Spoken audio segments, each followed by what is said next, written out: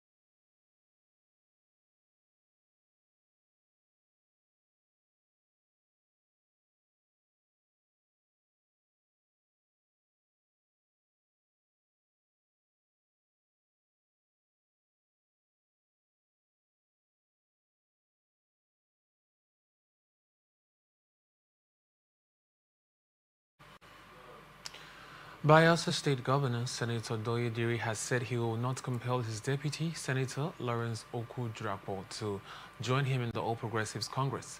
Diri was formally received into the APC on November 3rd after resigning from the People's Democratic Party on October 15. His deputy had previously sought a court injunction to prevent the State House of Assembly from impeaching him over his refusal to join the APC. Addressing the State Executive Council meeting at the Government House, Yenagoa, on Wednesday, with Ekru Japo present, Diri said he believes in engagement rather than confrontation as a matter of principle. He noted that while it is challenging for them to belong to different political parties, ongoing discussions with his deputy are yielding positive results. Diri disclosed that the case filed by Eru Jagbo at the Federal High Court in Abuja to halt a purported impeachment plan had been discontinued following their discussions. He urged people of the state to embrace unity and see politics as a means to promote development rather than sow division. On reports of armed men allegedly arriving in the state, Diri dismissed the rumors as fake news, but assured all that security agencies have been put on the alert to address any threats. He reaffirmed Bayelsa as one of the most secure states in the country and urged residents to report security issues to relevant authorities rather than spreading falsehoods on social media. 31-year-old student of a theological institution in Umuahia South local government area of Abia State has been arrested by the police for allegedly defiling a 15-year-old girl. The suspect, who was identified as Pastor Moses Ifanichuku Gabriel, was arrested through the help of Behind Bars Defenders Abia State Office. It was also alleged that the victim became infected after being defiled. The development was made known by Abia State Director of Behind the Bars Defenders, Ochiegbu Marvelous and the organization's public relations officer, Noni Philip, through a press statement. According to the statement, the ugly action of the pastor was brought to the attention of behind bars defenders by the mother of the victim. Behind bars defenders, which condemned in strong terms all forms of defilement, rape, child abuse, and sexual exploitation, called on the Abia State government, law enforcement agencies, religious institutions, and the general public to intensify efforts to protect children and vulnerable persons from sexual and gender-based violence. When contacted, the police public relations officer of Abia State Police Command, DSP Maureen Chinaka, confirmed that the incident was reported to the Ubakala Police Division, the Divisional Police Station. The PPRO, who said that a preliminary investigation was conducted on the matter, said the case had been transferred to Gender Section at the state's Criminal Investigation Department, SCID, where more investigations were ongoing. Ogun State Police Command said its operatives on Wednesday foiled a robbery attempt in Sagamu and impounded the operational car brought by the thieves following a swift and coordinated intervention by the officers attached to Sakura Division, Sagamu. The State Police Public Relations, CSP Omolola Odutola, disclosed this in a statement made available to journalists on Wednesday. Odutola explained that about 1:45 a.m. on Wednesday, a distress call was received through the CDC chairman of Okearedi Araromi of Sagamu Ijebu Ode Expressway that about 5 hoodlums were attempting to forcefully gain entry into a residence within the community. She disclosed that a smart intervention was immediately coordinated by operatives of Sakura Division, but on sighting the patrol team, the hoodlums fled in different directions, prompting a hot chase by the police. The State Commissioner of Police, Lanre Ogunlowo, has, however, commended the officers for the timely response and professionalism exhibited. I beg your pardon. The CP said that the command has strengthened its operational strategy by deploying personnel to identify flashpoints across the state as part of end-of-year security measures, while assuring residents of sustained police visibility and proactive response. Ogunlowo urged members of the public to remain security conscious, particularly when entering their homes or estates late at night. Ogun State Commissioner for Women Affairs and Social Development, Motunrayo Adeleye, has called for stronger collaboration with the Nigeria Police to curb the growing cases of gender-based violence and ensure better protection for women, children, and other vulnerable groups. Adeleye made the call during a courtesy visit to the Commissioner of Police, Lanre Ogunlowo, at the Ogun State Command headquarters, Elewera, in Biokuta on Tuesday. This was stated by the Commissioner in a statement she signed on Wednesday. Describing the engagement as vital to strengthening ties between the ministry and the police, Adeleye said the partnership was key to ending abuse, exploitation, and GBV across the state. Adeleye appealed to the police commands to close such gaps and renew their commitment to professionalism and compassion in handling GBV cases. The Commissioner commended the state judiciary for its commitment to justice delivery, revealing that her ministry was working with judicial authorities to fast-track GBV and child violence cases. She also disclosed ongoing advocacy for the establishment of special courts in all judicial divisions to handle such cases swiftly. Highlighting ongoing interventions, Adeleye noted that the state had established sexual assault referral centers in its 4 zones, as well as women development centers to rehabilitate and empower survivors.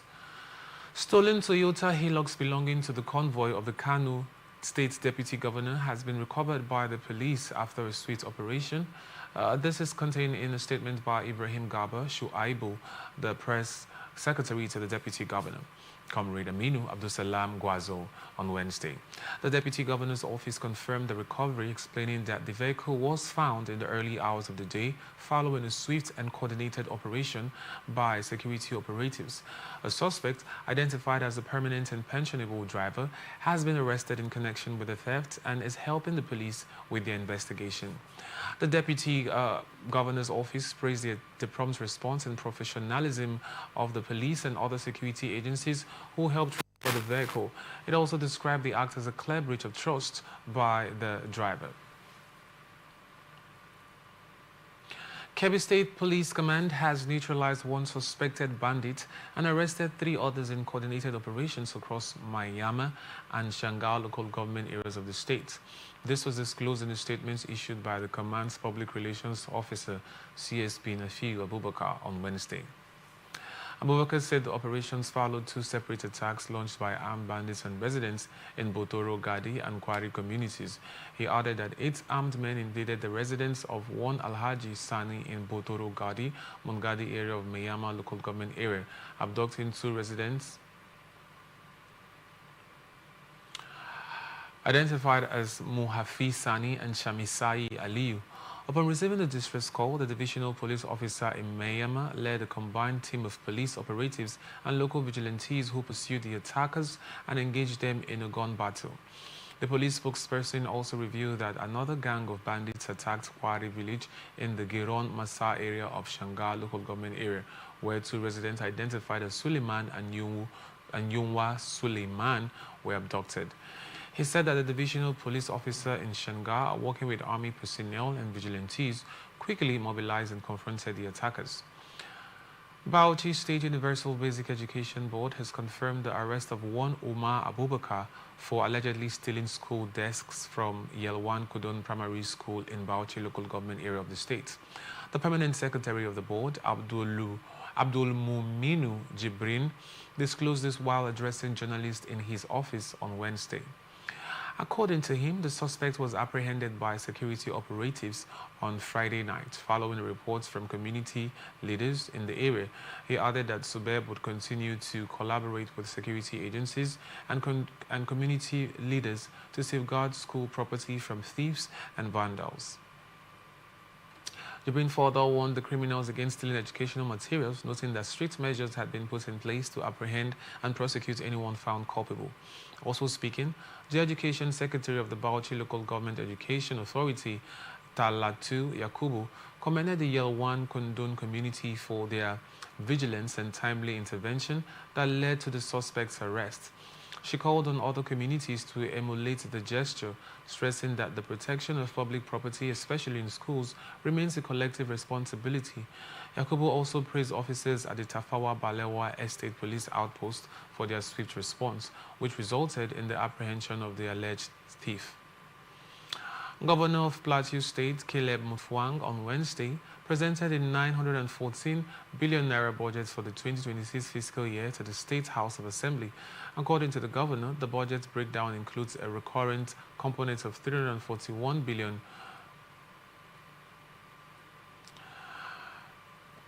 naira, which is 37.32%, and a capital component of 573 billion, which is 62.68%. Mutfwang said the budget is designed to serve the people of Plateau State sincerely and without compromise, focusing on people-oriented projects and programs. The governor highlighted key areas of focus, including agriculture and rural development, mining and mineral development, industry, trade, investment and tourism, health, education, and infrastructure development. He emphasized the administration's commitment to building a peaceful and prosperous Plateau state, leveraging the state's strategic development framework and 3-pillar policy of peace, security, and good governance, sustainable economic rebirth, and fiscal infrastructure development. Mutfwang noted that the budget reflects an increase of 306 billion naira over the approved 2025 budget, with sectoral allocations including administration, 125 billion, economic, 232 billion naira, law and justice, 21 billion naira, and social services, 119 billion naira.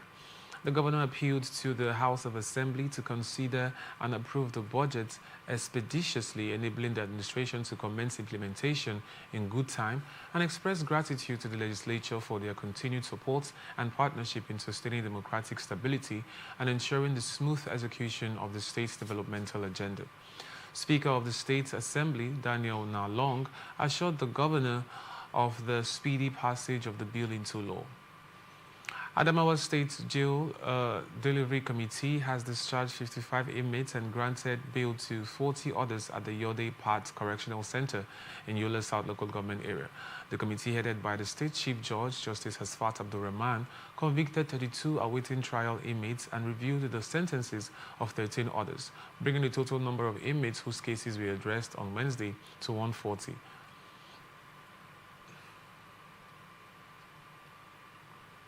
The figure comes from the 420 inmates of the Yode Pate Correctional Center. The Chief Judge announced the outcome of the exercise on Wednesday, explaining that the essence of the initiative is to decongest the correctional center. Justice Hasfat advised the beneficiaries to engage in lawful and productive ventures henceforth for their own benefit and that of their families.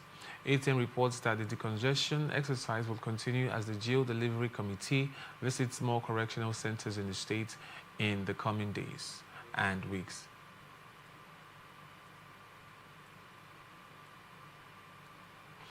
President Bola Tinubu on Wednesday charged Nigerian editors to uphold integrity and fairness in their reportage, describing responsible journalism as essential to sustaining democracy and national cohesion. Speaking at the opening of the Nigerian Guild of Editors annual conference held at the State House, Abuja, on Wednesday, Tinubu said the media must continue to act as a stabilizing force in a rapidly changing information environment. The conference themed democratic governance and national cohesion. The role of editors brought together editors, senior journalists, and policymakers to reflect on how the media can strengthen unity amid national challenges. Tinubu commended the Nigerian press for its historical role in advancing justice and democracy, recalling how journalists ended intimidation, detention, and personal hardship in defense of the public good. He, however, cautioned that the digital age has amplified misinformation, making the editorial function more critical than ever. The president urged editors to be constructive in their criticism of government policies while maintaining fairness and accuracy. Tinubu also reaffirmed his administration's commitment to economic reforms aimed at long-term stability and prosperity. He called for collaboration among the government, the private sector, civil society, and the media to advance national unity. He, however, reminded the editors that their influence extends beyond headlines. President Bola Tinubu has received a security briefing from the new Chief of Army Staff, Lieutenant General Wahid Shaibu, at the State House in Abuja. Shaibu, who was recently appointed by the president, updated him on ongoing military operations across the country, with particular focus on counter-insurgency and anti-banditry efforts in northwest and northeast regions. After the briefing, Lieutenant General Shaibu assured that the army will intensify efforts to tackle insecurity and restore stability to communities. The new army chief also pledged unwavering loyalty to the constitution and emphasized that professionalism and discipline will be the hallmark of the army and his leadership.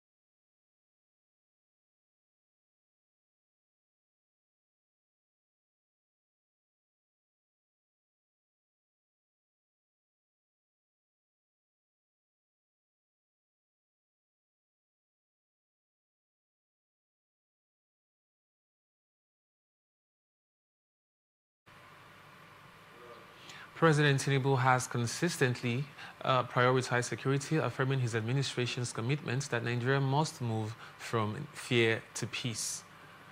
Senate has approved President Bola Tinubu's request to raise 1.15 trillion naira from the domestic debt market to cover the unfunded portion of the 2025 budget deficit. The approval followed the adoption of the report by the Senate Committee on Local and Foreign Debt during plenary on Wednesday.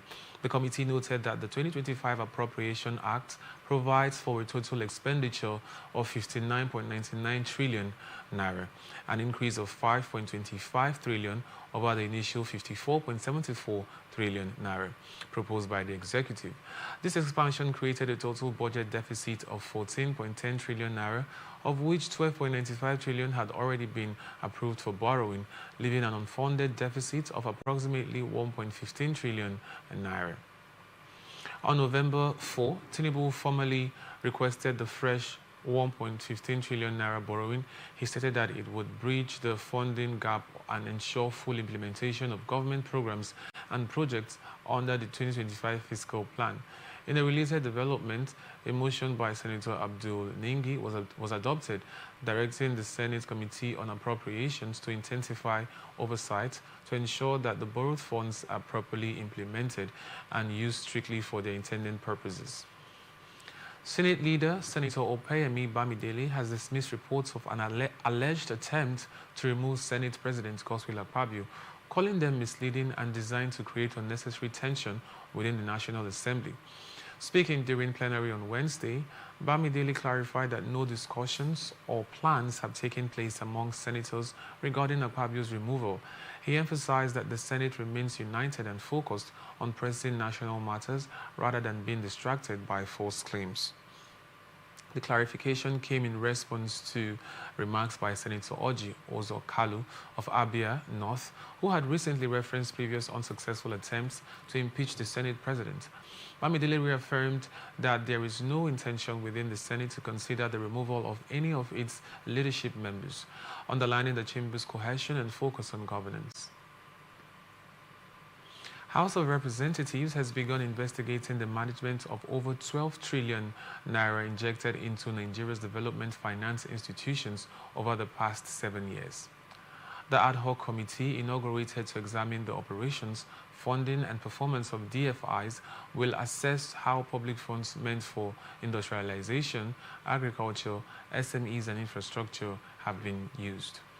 Chairman of the committee, Honorable Chidi Mark Obeta, said preliminary reports suggest that inflows into DFIs, including government capital injections, budget allocations, bond issuances, concessional loans, and donor funding, exceed 12 trillion naira.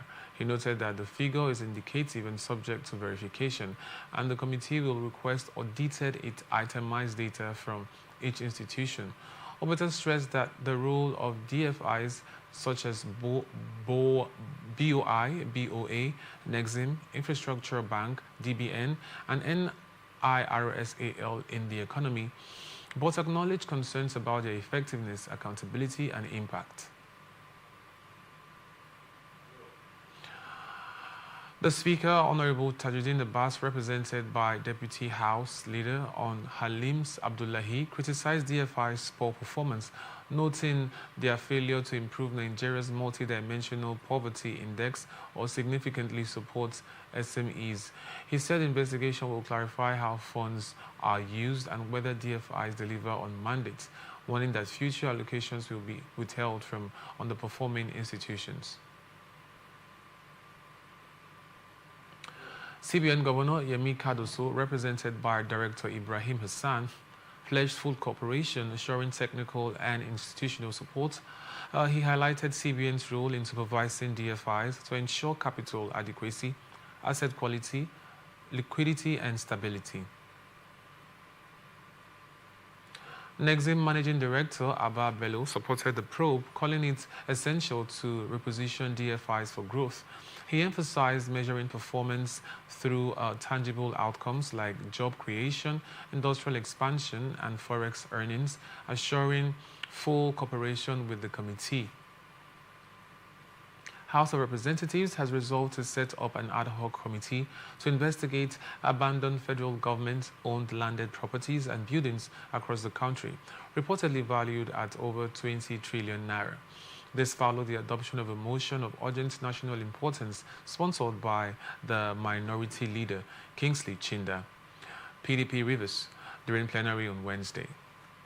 Chinda, citing Order 8, Rule 5 of the House Standing Orders and Sections 88 and 89 of the 1999 Constitution as amended, said the investigation was aimed at preventing further wastage of public resources and ensuring the recovery of valuable national assets.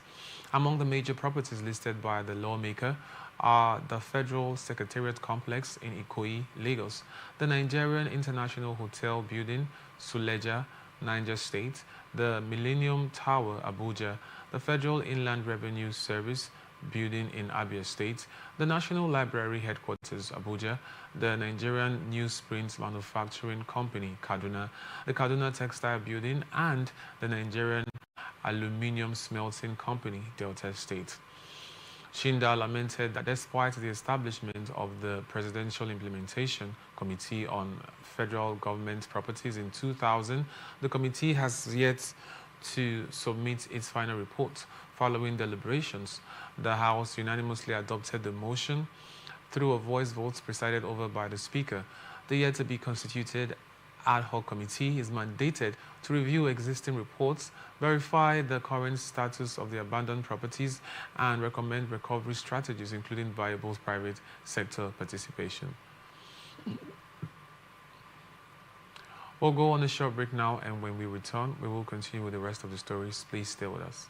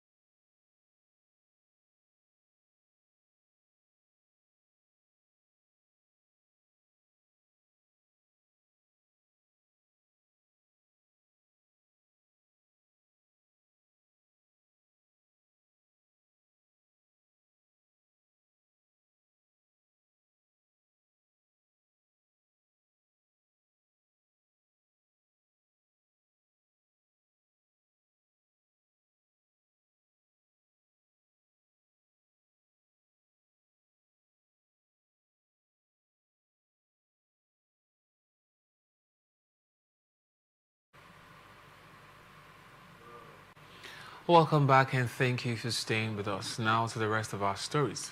Speaker of the House of Representatives, Honorable Tajuddin Abbas, has reaffirmed the House's commitments to ensuring Nigerians live peacefully and securely across the country, irrespective of ethnicity or religion. He made this known at the inauguration of the Ad Hoc Committee on Border Security in Abuja, represented by the Minority Whip, Honorable Ali Issa JC. Abbas stressed that citizens, security and welfare remain central to the legislature's agenda. He noted that the committee will examine and overhaul Nigeria's border security framework to address cross-border crimes such as arms smuggling, human trafficking and illicit trade, which threaten national unity.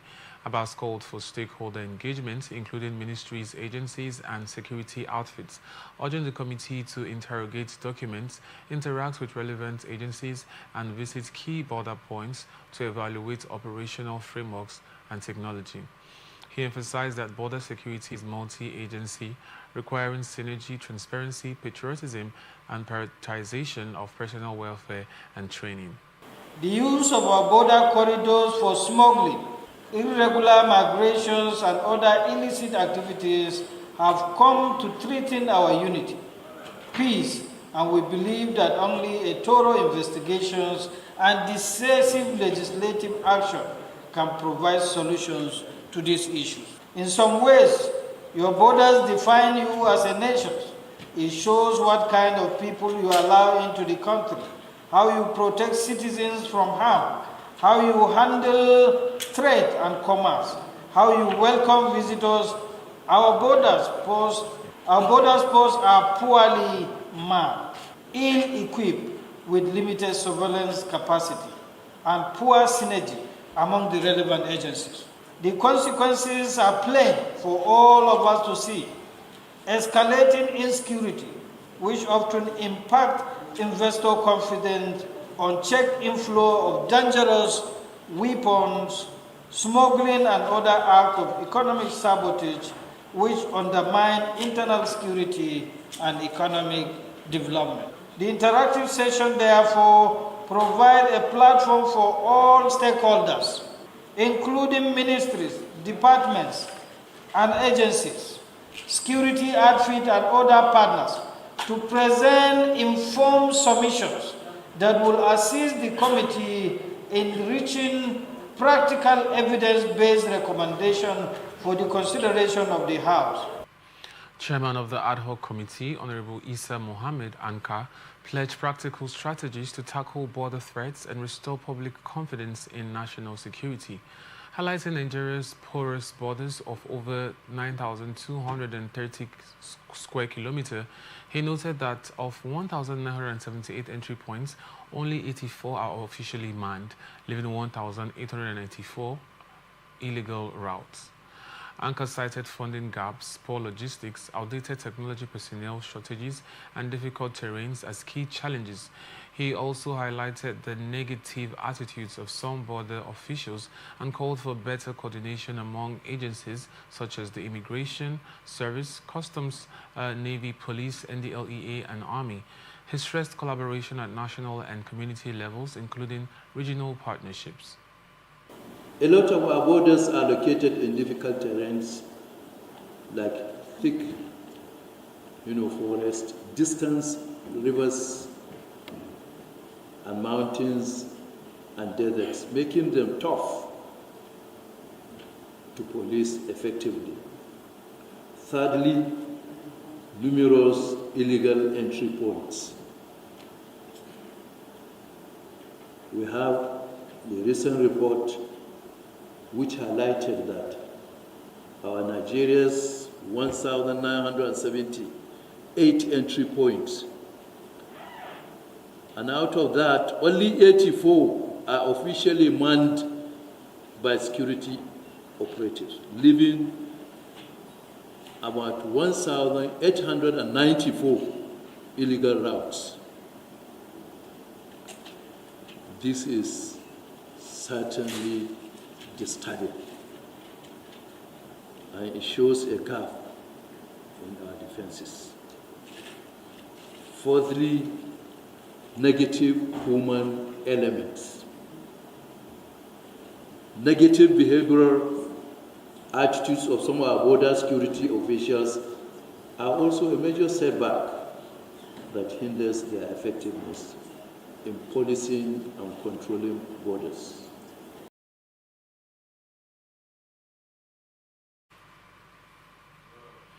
Permanent Secretary of the Ministry of Interior, Dr. Magdalene Ajani, urged urgent review of border laws, funding and operations, warning that porous borders remain vulnerable to criminal networks. She acknowledged that technology-driven efforts by the Immigration Service, but noted limitations due to low technology penetration and inadequate logistics. The Nigerian Army, via Major General Aliyu Idris, highlighted the need for increased funding, personnel, and modern surveillance to strengthen territorial defense, citing challenges with outdated intelligence equipment and insufficient combat enablers. Controller General of the Nigeria Immigration Service came in and DAP called for stronger regional collaboration, upgraded infrastructure, improved personnel welfare, and sustained training to combat smuggling, human trafficking, and irregular migration. She emphasized technology upgrades and pledged the service's continued support for the House Committee's efforts toward comprehensive border governance. It is a considered recommendation of NIS and the Ministry of Interior that the country urgently needs to review the Immigration Act of 2015 to institute a control of border crossing and strengthen the Nigerian immigration services to enhance security across Nigerian borders. We'll do our jobs better if we're actually given some facilities in terms of tactical gear, in terms of mobility, which I mean transportation, the operational vehicles, all-terrain vehicles, mobility, also motorbikes that can access these terrains. And also, when we talk about the maritime border, we'll talk about gunboats and patrol boats. And these facilities will actually improve, the job of enhancing the border. Ruling All Progressives Congress has further strengthened its dominance in the 10th Senate following the defection of Senator Jaribe Agom Jaribe from Cross River North. Speaking with journalists shortly after Tuesday's plenary, Senator Jaribe said his decision to join the APC was informed by the visible achievements of President Bola Ahmed Tinubu's administration.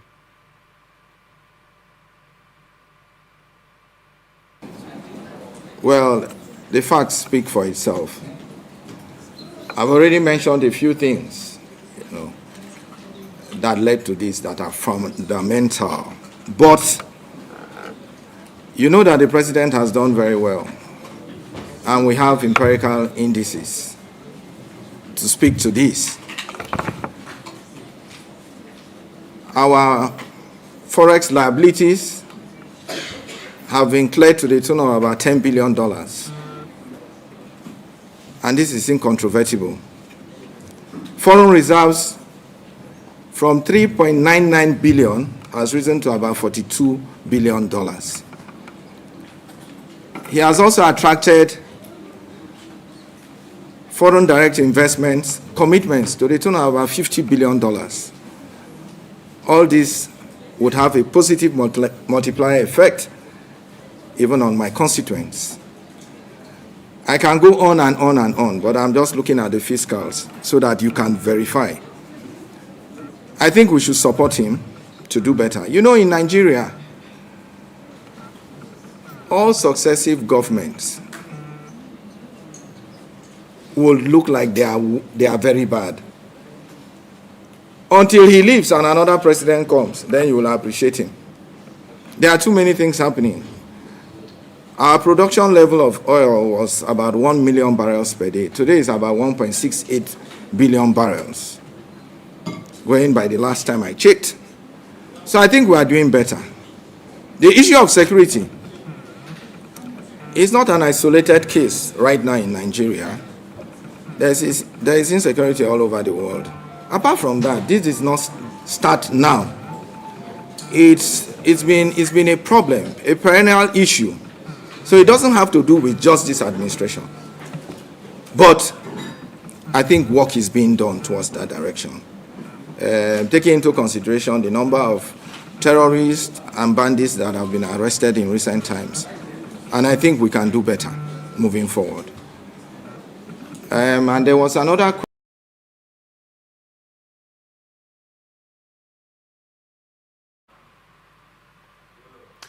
With the latest developments, the APC now holds 76 seats, consolidating its majority in the upper chamber. The People's Democratic Party trails with 25 senators, while the Labour Party retains 4. Other political parties represented in the red chamber include the All Progressives Grand Alliance with 2 seats, the Social Democratic Party with 1, and the New Nigeria's People's Party also with 1, bringing the total membership to 109 senators.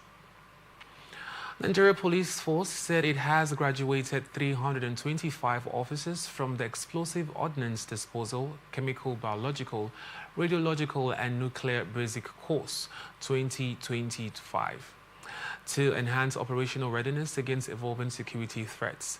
The intensive 4-week training held from October 12 to November 7, 2025 at the Police Mobile Force Training College in Ende Hills, Nasarawa State, equipped officers with advanced skills in detecting, handling and mitigating threats from explosive devices. In a statement issued on X on Wednesday, the Force Public Relations Officer, Benjamin Hondain, said the training also equipped officers to prevent the unlawful use of chemical, biological, radiological, nuclear and other hazardous materials. Representing the Inspector General of Police, IGP Kayode Adeolu Egbetokun, at the graduation ceremony, Commissioner of Police in charge of the EOD CBRN Command, CP Hawa Ibrahim, commended the officers of the discipline, dedication and teamwork throughout the course. The IGP also acknowledged the support of national and international partners, including the United Nations Mine Action Service, the Halo Trust, the Nigerian Nuclear Regulatory Authority, and the Federal Ministry of Solid Minerals Development. The development comes amid broader threats in Nigeria, including farmer-header conflicts, separatist movements, and piracy. The training aims to address escalating security challenges, particularly the Boko Haram and ISWAP insurgency that has claimed many lives through IEDs and suicide bombings. Civil Defense Correctional Fire and Immigration Service Board has advised candidates shortlisted for the online computer-based test to log in 30 minutes each day ahead of the commencement time. This is contained in a statement by the Secretary to the board, retired Major General Abdulmalik Jibril, on Wednesday in Abuja. Jibril said that the online CBT phase of the recruitment exercise commencing on Wednesday would be until next week and commence at 9 a.m. daily. ATN reports that the paramilitary agencies include the Nigeria Security and Civil Defense Corps, Nigeria Immigration Service, Federal Fire Service, and the Nigerian Corrections Service. According to the Secretary, only candidates who have been officially scheduled will be permitted to log in, as the portal will open 30 minutes before each scheduled exam. He also advised all candidates to carefully study and adhere to the examination rules to avoid disqualification. Department of State Services has filed a 6-count charge against 27-year-old innocent Chukwuemeka Onukume for allegedly calling for a military takeover in Nigeria. According to the DSS, Onukume used his verified X account in October 2025 to post messages that encouraged the removal of the ruling All Progressives Congress, the suspension of the federal government, and support for military intervention in the country. The charges filed before the Federal High Court in Abuja by DSS counsel A.M. Danlami accuse Onukume of violating sections 46A, 1 and 59(1) of the Criminal Code Act, as well as section 24(1)B of the Cybercrimes Prohibition, Prevention, etc.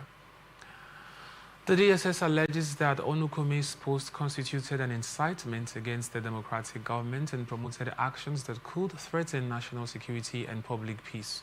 Onukume, who resides in Umusayo Layout, Oyigbo local government area of Rivers State, is expected to be arraigned later this week.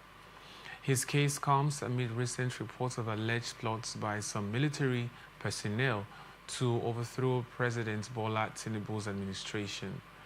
Reports that sparked widespread condemnation from civil society groups, senior lawyers, and retired military officers. The defense headquarters has, however, dismissed any claims of a coup plot or related tensions within the military, insisting that the armed forces remain loyal to Nigeria's constitutional democracy. Independent Corrupt Practices and Other Related Offences Commission has secured the conviction of 2 staff members of the National Assembly, Mustafa Mohammed and Tijani Adam Goni, for their involvement in a job scam worth 4.8 million naira, according to a statement issued on Wednesday by the ICPC spokesperson, Demola Bakari. The case originated from a petition filed by the victims. The petition detailed how the defendant, in collaboration with another suspect currently at large, collected 4.8 million to facilitate fake job offers. The duo were convicted by Justice B.M. Bassi on the Federal Capital Territory High Court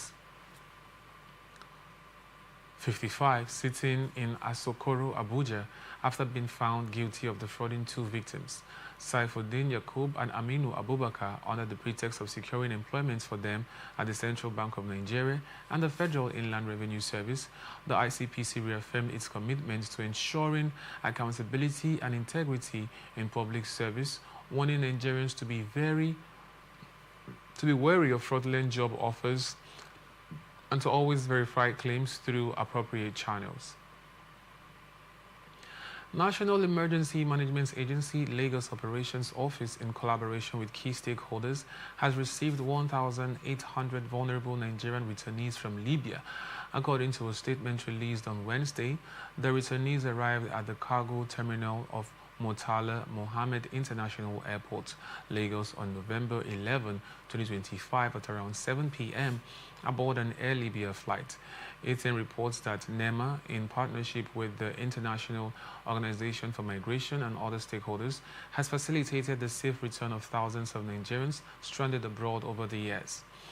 The agency said the group included 147 adults, 35 males and 102 females, 19 children, 6 males and 13 females, and 14 infants, 7 males and 7 females.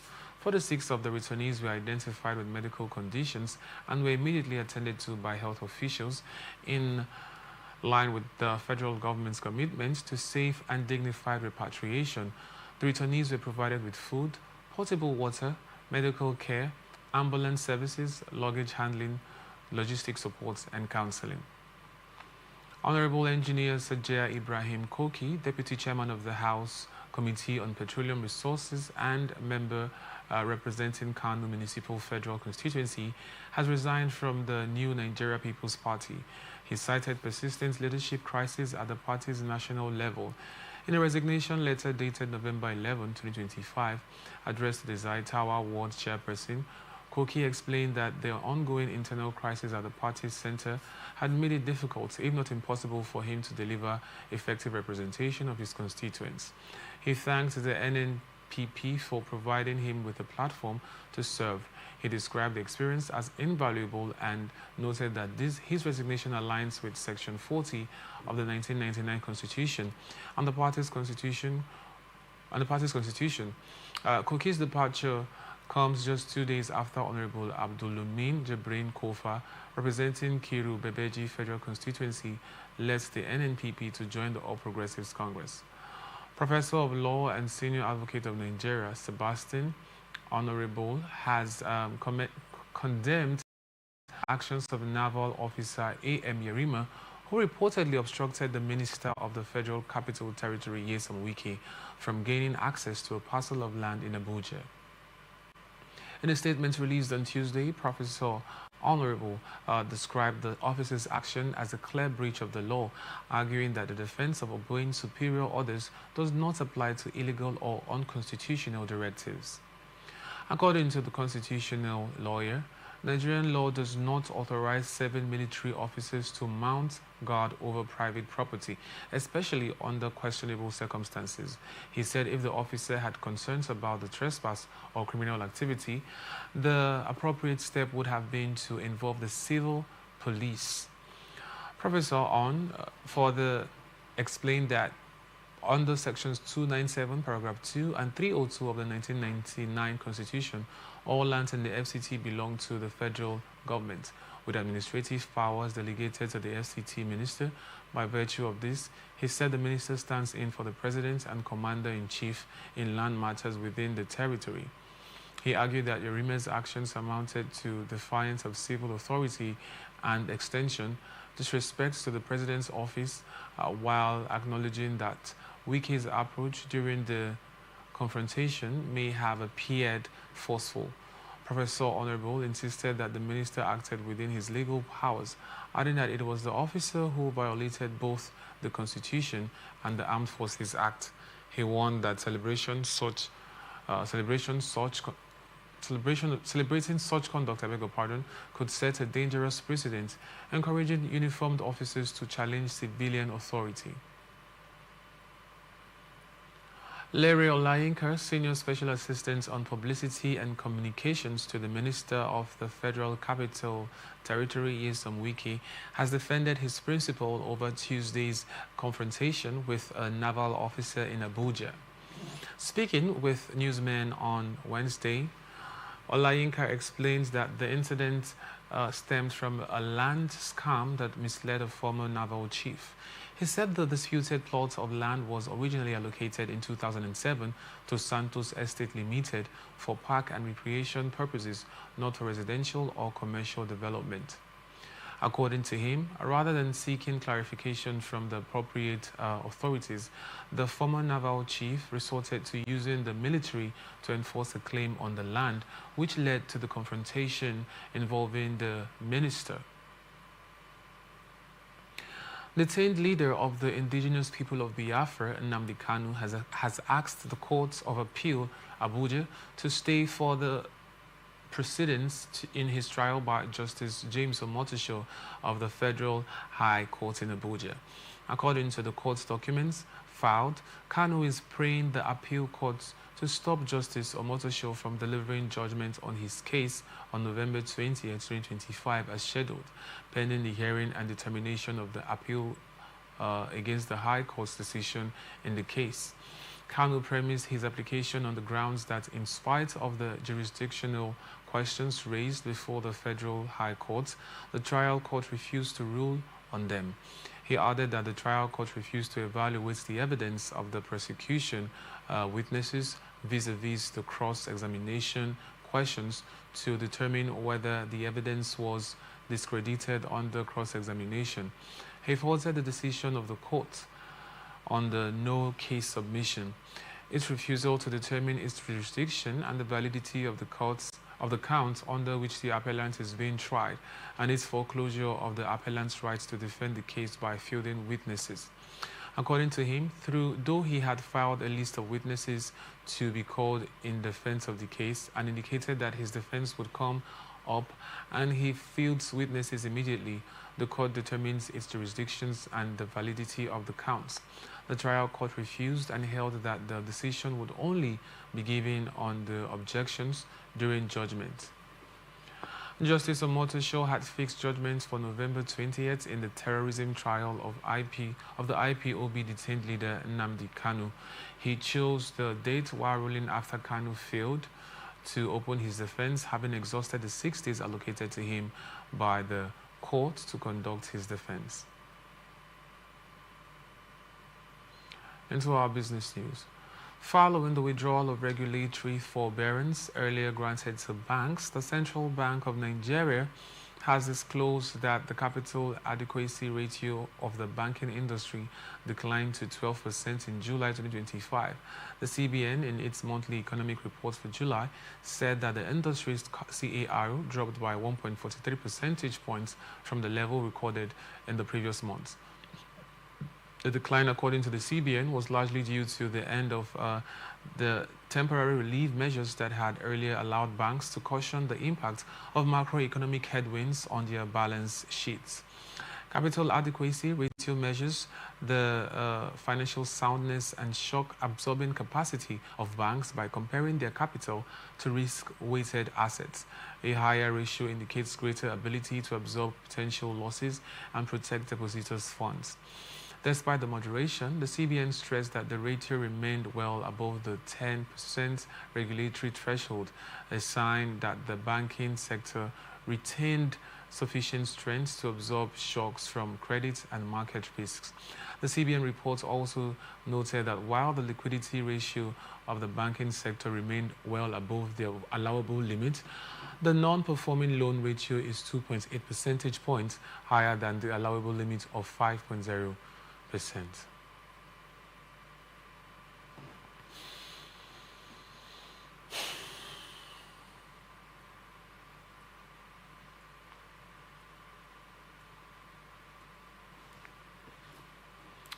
And that's the global news for tonight. Before we go, another look at the major stories. Diri rejects pressure on Deputy Governor to join APC. Senate approves Tinubu's 1.15 trillion domestic borrowing. Tinubu urges editors to uphold integrity, fairness in journalism. CBN reviews banking industry, CAR declines to 12%. UN names Nigeria, Mali among 16 hunger crisis hotspots. Mercy in shock, move to join Osimhen and Galatasaray. Actor Taye accuses Peggy Ovie, crew of assault. I am Francis Neka. Thank you for watching. You can follow us on our social media platforms on Twitter, now X, at Atlantic TV Net, Facebook and YouTube at Atlantic Television Network, on Instagram at Atlantic TV Network. Peace and unity are the pathways to progress. Thank you for watching.